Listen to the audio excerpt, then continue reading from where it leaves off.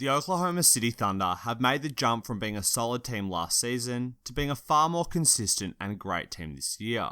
They are sitting near the top of the Western Conference, and the combination of Paul George and Russell Westbrook has proven to be more effective in their second season together when compared to the first. Part of this is due to there being no Carmelo Anthony, part of it is due to a deeper bench.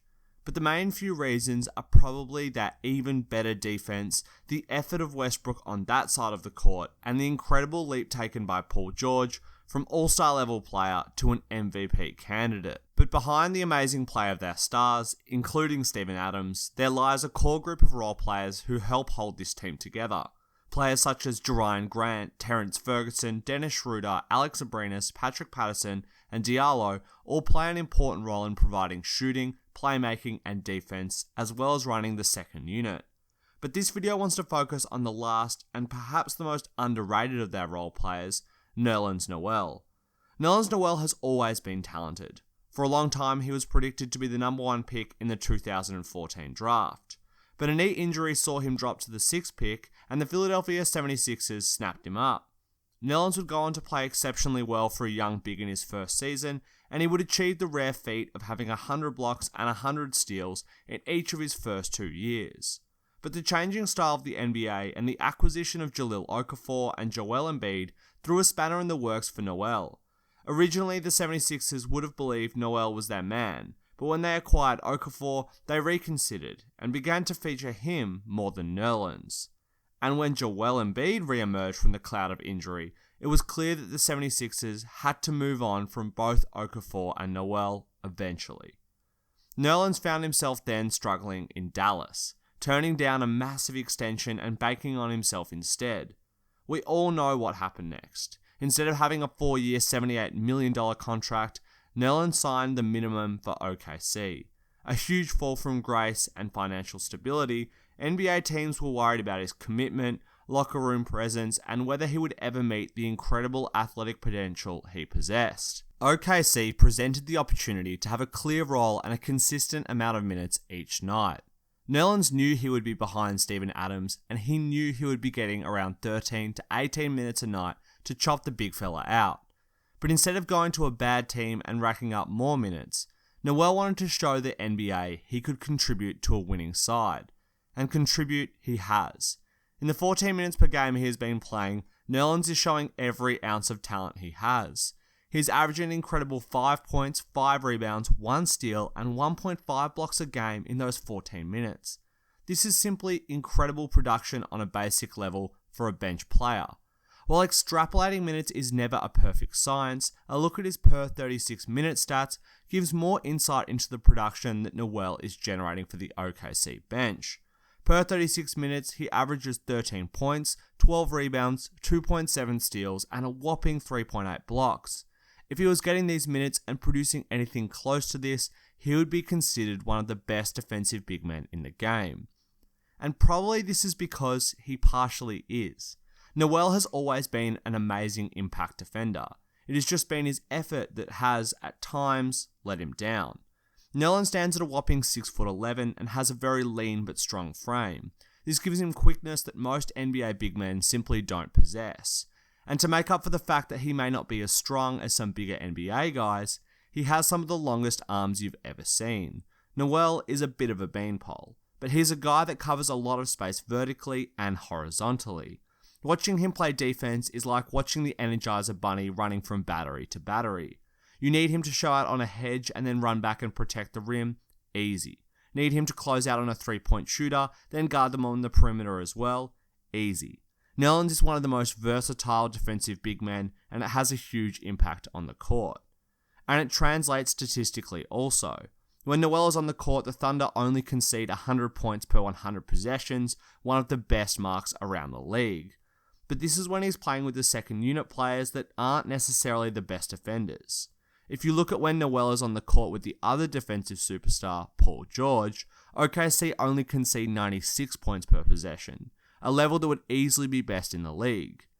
Now this isn't just due to Noel. The Thunder have a great scheme and they are amazing defensively when Steven Adams is on the court also. But to continue to do this with the bench unit is very impressive. When you pair these statistics with the eye test, you can see that Noel is having a huge impact on that side of the court. As mentioned, the beauty of Noel lies predominantly in his athleticism. One of these features is his lateral quickness. Nerlens can move side to side very quickly, and this allows him to stay with most guards on the perimeter without turning his back to them and giving chase. This is key within the modern NBA, as teams will usually try and run a lot of pick and roll with the opposition center in order to get a switch. Once they have the switch, most NBA guards can score on centers or at least draw a double for the easy dish. Having a center that can prevent or at least limit this is fantastic. We saw this last season in the playoffs with Clint Capella, and the years before that with Tristan Thompson when he was playing at his best. Both of these guys could get out onto the perimeter and at least hassle guys like Steph Curry.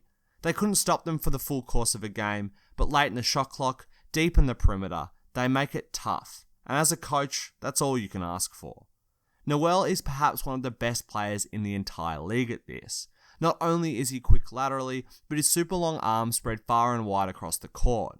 He is essentially a wall blocking the guards from seeing or driving into the paint. These long arms also allow him to poke and prod at the ball handler, trying to pry the ball loose. This is something that most coaches would beg their big men not to do, with many of them having the phrase, "If you reach, I teach," etched into their minds at a young age. But for Nerlens, this phrase doesn't apply as much. Even when he reaches, he has the quickness to recover to contest the shot, or doesn't even really get beaten off of the dribble. And by reaching and prodding, he pushes the offensive player backwards, forcing them to retreat to protect the ball and waste seconds off the clock. At times, this results in frustration. Guys can't believe that they can't get past a 6'11" minimum contract player, and they make rash moves as a result, and Nerlens will strike like a snake, poking the ball loose and collecting it, ending the possession, creating a transition opportunity for his team, and frustrating all-stars in the process. In the close game this season against Portland, he did this to Damian Lillard in close succession, twice. OKC scored off both steals, and it was the difference in a 2-point victory. And this is the energy and possessions that Nerlens brings off of the bench. It is contagious and fantastic for the Thunder to maintain their identity through a game. A lot of the time, teams will really drop off when their defensive anchors and good players hit the bench. Think of the OKC team in the 2016 playoffs. The moment that Westbrook went to the bench, especially when Adams was on the bench as well, they lost leads in a heartbeat. This is the problem with a lot of teams that have a few max contract players. If they don't nail their mid-level exceptions, draft picks, and minimum free agent signings, they just lack depth. Even this season, Golden State are beginning to finally struggle with it. Previously, they had a lot of talent on the bench, but it is slowly whittled away by their closing cap space and the aging of guys like David West, Iguodala, and Sean Livingston. While Iggy and Livingston are still decent, they don't have the same amount of energy and athleticism off of the bench that they used to. Now with Golden State, they still probably have enough talent to ensure that they will still win the championship. But the lack of bench depth is the crack in the armor that once looked impenetrable. OKC doesn't have as much star power as Golden State, but they are close with Adams, PG, and Westbrook, and they have a great bench. And Noel is more than just a defensive bench player. He's also a decent player on the offensive side of the court.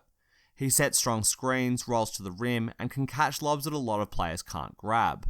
Plus, he's a strong rebounder with his leap and his long arms. This allows him to create extra possessions and points that would otherwise go missing for most weaker bench bigs. But while he is absolutely dominating for OKC in a smaller role, next season Noel will be an unrestricted free agent, and likely a valuable one. Players that can impact the court on the defensive end like he can are rare. Players that can do that on the defensive end of the court and set screens, catch lobs, and not demand the ball offensively in the post are even rarer. Nerlens has seemingly been humbled by his previous free agency issue and is more willing to play a team role and try and gel with a team. By doing so, he has probably increased his value on the free agency market, and a lot of teams are crying out for an athletic defensive big man. While the Kings have Marvin Bagley to develop, they might be interested in Nerlens as a replacement for Willie Cauley-Stein, as he has a similar defensive impact while having better offensive hands and not constantly trying to drive and take mid-range pull-up jumpers. The Lakers could also be interested as they search for a big man in a similar vein to McGee, as he and Chandler are both out of contract at the end of the season. There are plenty of teams that will be on the lookout for Nerlens, and his next contract could help make up for the money that he lost by turning down that massive extension. It also goes to show why you should never give up entirely on young athletic players that are still young, especially when you've put in 1 or 2 good seasons. Noel is only 25 years old and is just entering his true athletic prime. There is plenty of room for him to grow and develop even more as a player, and that will be attractive to teams around the league. But for this season, he will continue to plug away behind Steven Adams on the bench once he returns from his concussion issues, showing the league that he has matured, is an amazing defender, and is willing to work a role on the offensive side of the court. And OKC will benefit immensely from it, as it will allow them to continue to put the clamps on teams for 48 minutes in the playoffs. The Thunder are a serious squad, and with Westbrook buying into the defensive end, it has taken them to a whole new level on that side of the court. People are worried about Westbrook's shooting and overall play, but I think that it will regress to the mean, and with the improvement of Paul George and Adams, it more than makes up for the slight dip in play. They have a serious chance to beat the Warriors this season, and the dominance of their big men in Adams and Noel might have a big role to play. Thanks for watching, guys. I hope you enjoyed the video, and if you did, be sure to leave a like, subscribe, and hit the bell for notifications as well. And let me know in the comments what you think of Noel and the Oklahoma City Thunder.